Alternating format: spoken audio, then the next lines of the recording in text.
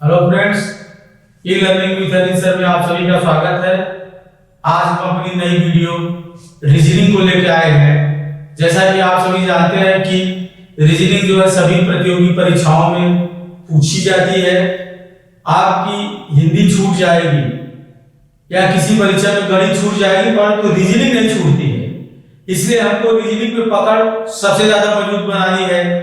और रीजनिंग जैसा आप जानते हैं कि ये तर्क पे आधारित है, तो आप जानते हुए भी रीजनिंग के प्रश्नों को गलत तो कर ही देते हैं। तो हम आपको रीजनिंग के प्रश्नों को गलती से बचने के लिए सिंपल सी ट्रिक की सहायता से रीजनिंग के प्रश्नों के उत्तर देंगे। तो आज के हम अपने वीडियो में आपको रीजनिंग के चैप्टर कैलेंडर के विषय में जानकारी देंगे। जो सभी परीक्षाओं में कैलेंडर चैप्टर से प्रश्न पूछे जाते हैं और कैलेंडर के क्वेश्चन आपके भ्रमात्मक हो जाते हैं। अब भ्रम की बात आई तो आप सुन लीजिए। जैसे पूछा कि 22 मार्च को सोमवार है, तो 40 दिन बाद कौन सा दिन होगा। अब 40 दिन बाद कौन सा दिन होगा, ये अगर दूसरा इसी को आपसे पूछे कि 40 दिन के बाद कौन सा दिन होगा, तो दोनों के दो अलग उत्तर आएंगे। क्योंकि जहां के आ गया तो आपको एक दिन जोड़ना पड़ जाएगा। तो इन्हीं सभी प्रश्नों में जो आपसे मिस्टेक हो जाती है उसको दूर करने के लिए आइए चलते हैं अपने आज के नए चैप्टर कैलेंडर पर।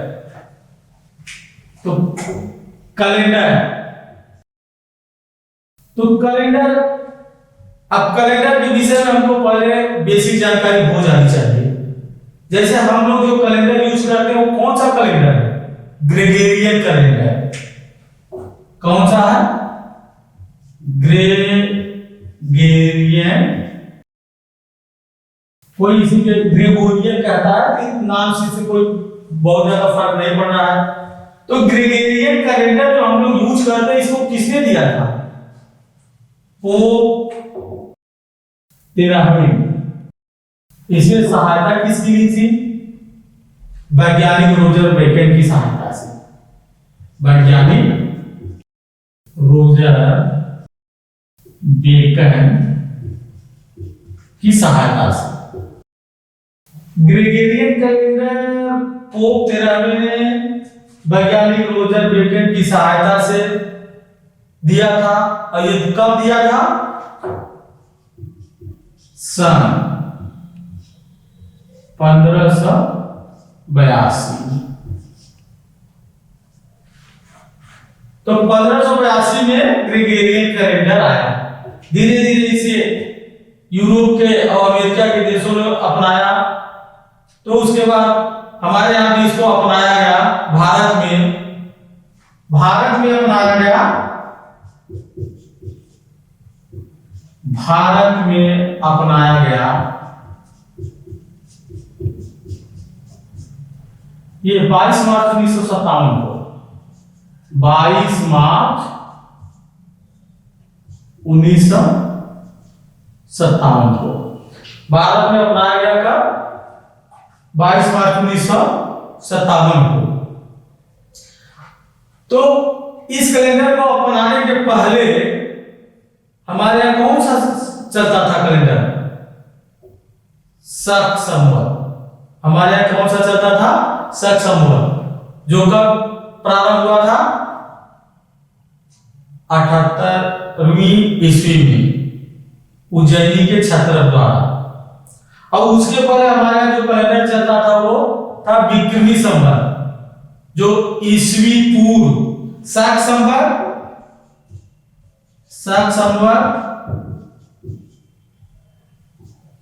ये 78वीं ईस्वी से, और जो विक्रमी संवत है, विक्रमी संवत था 57 या 58 ईस्वी पूर्व। 57 या 58 ईस्वी पूर्व हमारे यहाँ ये दोनों कैलेंडर चलते थे। अब 22 मार्च 1957 से हमारे यहाँ कौन सा कैलेंडर स्टार्ट हुआ? Gregorian calendar. तो ग्रेगोरियन कैलेंडर को आगे बढ़ाते हुए हम चलते हैं अपने कैलेंडर चैप्टर पे। जैसा कि हम सभी जानते हैं कि कैलेंडर को हल करने के लिए हमें दिनों, महीनों, वर्षों की जानकारी होनी चाहिए। तो आइए चलते हैं कैलेंडर के प्रश्नों को हल करने के लिए। जो कैलेंडर के हमारी जो शुरुआत हुई थी 1 जनवरी सन 1 से। प्रतीक चिन्हों में लिखेंगे तो का 1 जनवरी 1 एडी, ये लैटिन भाषा का शब्द है। इसी के साथ एक शब्द आता है क्या, बीसी। तो बीसी का मतलब है ईसा पूर्व, ईसा पूर्व। तो चलिए एडी और बीसी के कंसेप्ट को समझ लेते हैं।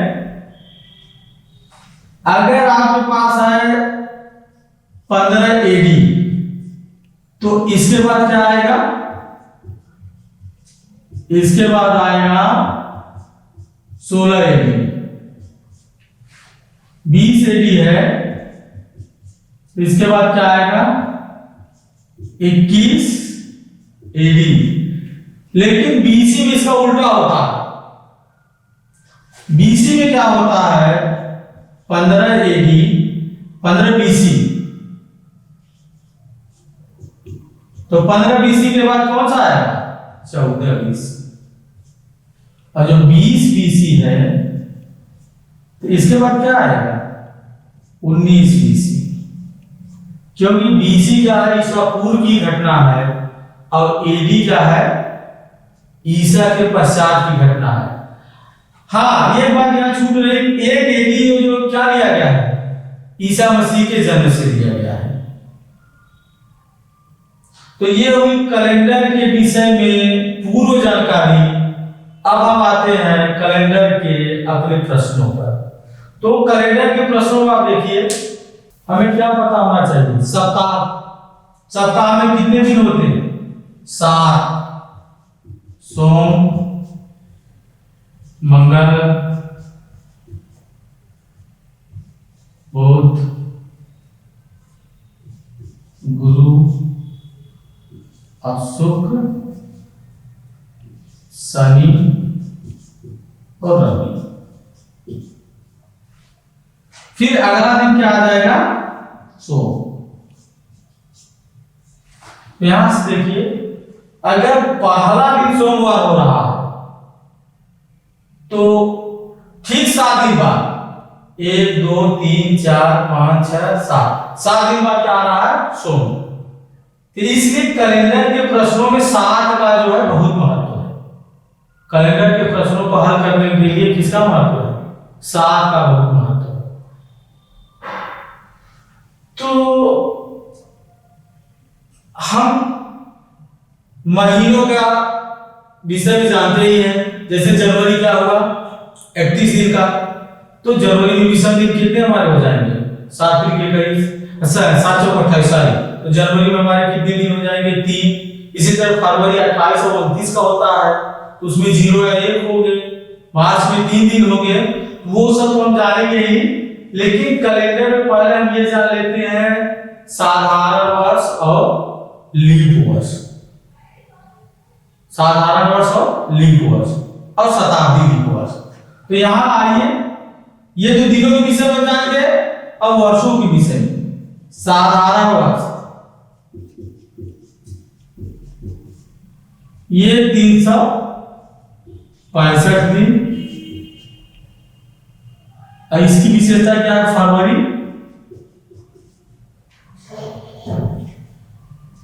28 दिन। और जो लीप वर्ष होता है ये होता है 366 दिन। इसकी जो क्या होती है फरवरी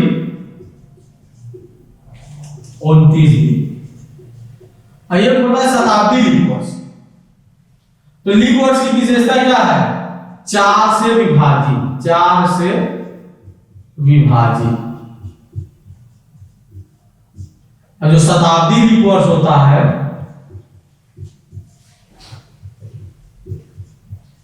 लीप वर्ष होता है, ये क्या होता है? 400 से विभाजित।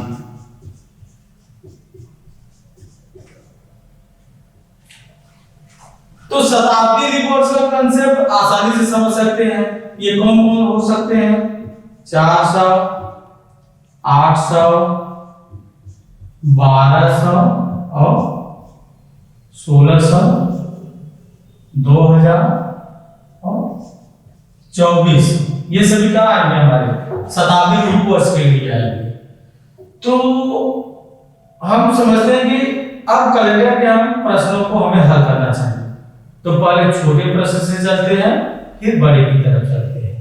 तो जैसे हमारा ये प्रश्न रहा, यदि 5 जनवरी 2018 को मंगलवार, तो 21 जनवरी 2018 को होगा। तो अभी हमने बताया कि 7 दिन के बाद दिनों की क्या होती है? रिपीटिशन होता है। तो अगर आप इसको एकदम सिंपल भाषा में जानना चाहें तो क्या हो गया? 5, फिर 7 दिन बाद 12, फिर यहां क्या दे रखे हैं?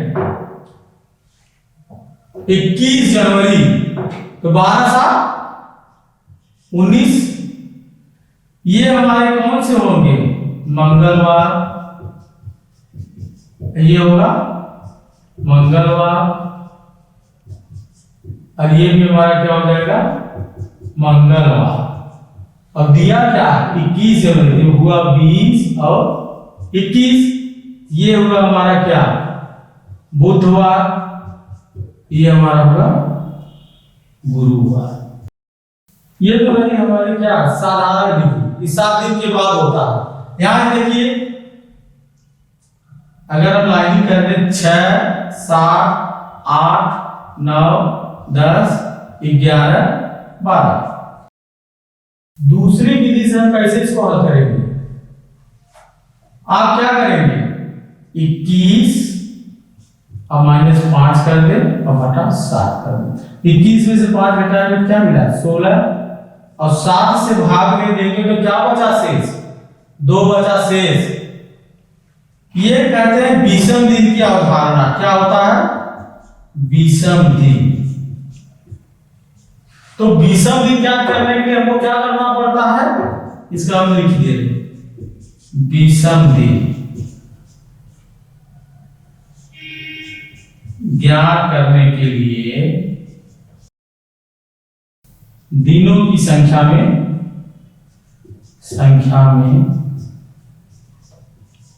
7 से भाग देकर शेष फल को लेते हैं। कहने का मतलब जो शेषफल बचता है उसको हम लेते हैं। तो सवाल हमारा देखिए, विषम दिन ज्ञात करने के लिए हमने क्या किया? 7 दूनी 14, 2 शेष बचा, और दिन हमारा क्या था? मंगलवार। तो क्या करेंगे? मंगलवार +2, तो गुरुवार। यानी कि आगे बढ़ने के लिए हम क्या कर देते हैं? जब आगे का दिन होता है तो हम क्या कर देते हैं? शेषफल को जोड़ देते हैं, और जब हमें पीछे आना होगा तो इस शेषफल को क्या करेंगे? घटा देंगे। तो कैलेंडर का हम दूसरा एग्जांपल देखते हैं। ये 12 मार्च 1919 को रविवार, तो 24 मार्च होगा। ठीक उसी तरह से 12 मार्च 1919 को रविवार तो 24 मार्च को होगा। तो विषम दिन क्या कीजिए, विषम दिन 24 में से किसको हटा देंगे, 12, डिवाइड किससे कर देंगे, 7 से। ये क्या आया, 12 5 7 मिल गया क्या हमको 5। तो दिन कौन सा होगा,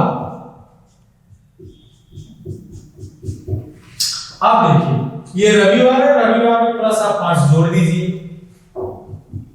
तो रविवार प्लस 5 कौन सा दिन है, शुक्रवार।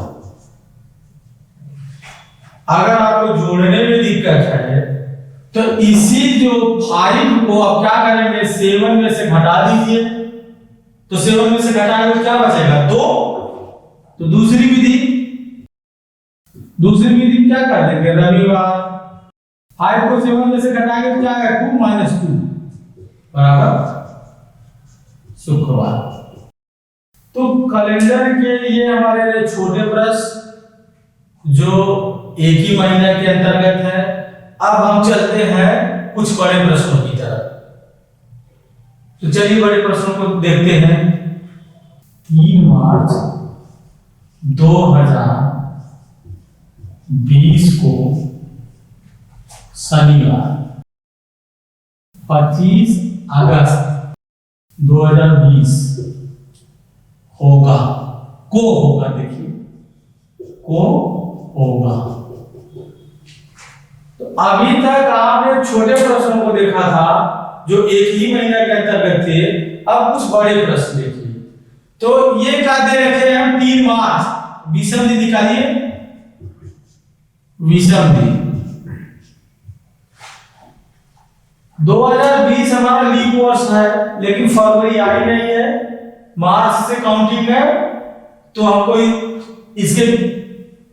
इससे हमको कोई दिक्कत नहीं होगी। अब जैसे मार्च में देखें तो मार्च कितने दिनों का है, 31 दिन का।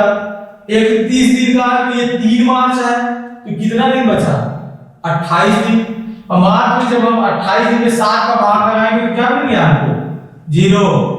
अप्रैल 30 दिन का, तो 30 दिन हम 7 को 28, 2 बचा। मई 31, जून 30, जुलाई 31, और जो अगस्त दिया है क्या दिया, 25 अगस्त। तो 25 में 7 का भाग लगाएंगे तो क्या मिलेगा, 7 × 21 4। ये जो 2 3 है क्या है, विषम दिनों की संख्या है। 30 का महीना है तो 2, 31 का महीना है तो 3। इसमें किसे भी डिवाइड करेंगे, 7 से। तो 7 से डिवाइड करने के क्या, देखिए 4 3 7 और 2 2 4 3 7, क्या मिल गया 0। तो जब 0 मिल गया तो हमारा कौन सा दिन आएगा, वही शनिवार प्लस 0 बराबर शनिवार। शनिवार प्लस 0 बराबर शनिवार, वही दिन आएगा। तो कितना आसान है, कोई दिक्कत नहीं, बस शांति से धैर्य बना के आप वीडियो को देखते रहे। वीडियो को, किसी भी वीडियो को अगर आप देख रहे हैं तो उसको शुरू से लेकर अंत तक देखिए, वरना वीडियो में दी गई सारी बारीकियां आपसे छूट जाएंगी और वीडियो आपको अच्छा नहीं लगेगा। आप हमारा वीडियो देखिए चाहे किसी का वीडियो देखिए, लेकिन हमारा ये आपसे आए शिक्षक परामर्श है कि वीडियो आप पूरा देखिए। पूरा देखेंगे तो उस वीडियो की खासियत मानी उसकी अच्छाइयां आपके सामने आएगी, और भगा के देखेंगे तो वीडियो की जो अच्छाइयां है या उसमें जो आपके काम की चीज है वो शायद आपके भगाने से निकल जाए, आपकी पकड़ में न आए। तो कैलेंडर के एक और एग्जांपल दे करके हम आज का वीडियो एंड करेंगे। तो अगला एग्जांपल आप देख लीजिए। यदि 25 अप्रैल 1987 को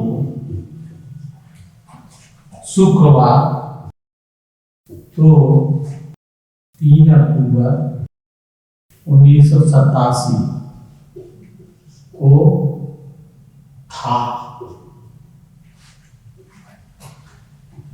इस प्रश्न में हमने क्या लिखा है? 25 अप्रैल 1987 को शुक्रवार, तो 3 अक्टूबर 1987, ये भी एक ही वर्ष के अंतर्गत है। यहाँ भी विषम दिन हम लेंगे, विषम दिन का वही कंसेप्ट। अब अप्रैल कितने दिनों का होता है? 30 दिनों का। यहाँ 25 है, कितने दिन बचे? 5। मई 31, जून 30, जुलाई 31, अगस्त 31, सितंबर 30, अक्टूबर 3। 7 से डिवाइड करेंगे, वही कंसेप्ट अपनाते हैं। 5 2 7, और कटने वाला तो है नहीं। 3 3 6 3 9 3 12 2 14, ये भी कट गया। 0, यहां भी रिपीट हो गया क्वेश्चन वही। शुक्रवार प्लस 0 बराबर शुक्रवार।